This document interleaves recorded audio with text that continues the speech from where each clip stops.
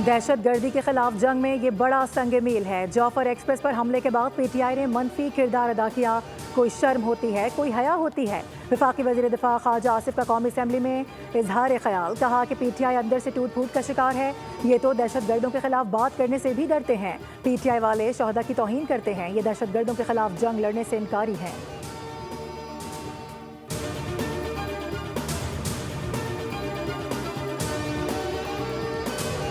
बलूचिस्तान के जिला बोलान में जौफर एक्सप्रेस ट्रेन पर हमले के पीछे भारत का हाथ है। तर्जुमान दफ्तर खारजा की ब्रीफिंग, कहा कि दहशतगर्दी के वाक़े के दौरान ट्रेस शुदा कॉल्स में अफगानिस्तान से राबतों का सुराग मिला है। अफगान हुकूमत जिम्मेदारों के खिलाफ कार्रवाई करे और पाकिस्तान के साथ ताउन करे। माजी में भी हम ऐसे वाक़यात की मुकम्मल तफसीलात अफगानिस्तान के साथ शेयर करते रहे हैं।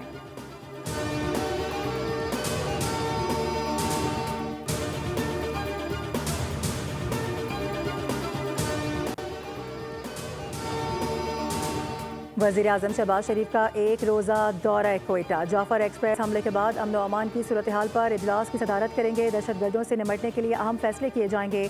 वज़ीर आज़म बलूचिस्तान के शहरियों से इजहार यकजहती भी करेंगे।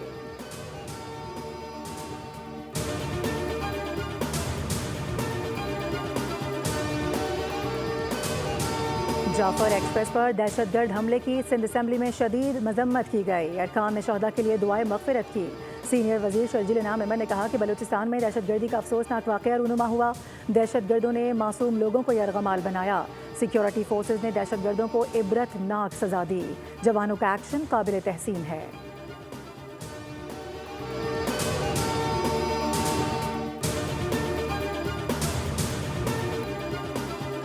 और दरियाए सिंध से कैनाल निकालने के खिलाफ सिंध असम्बली में करारदाद पेश कर दी गई। वज़ीर आला सिंध सैयद मुराद अली शाह कहते हैं कि सिंध का पानी किसी को नहीं दिया जाएगा।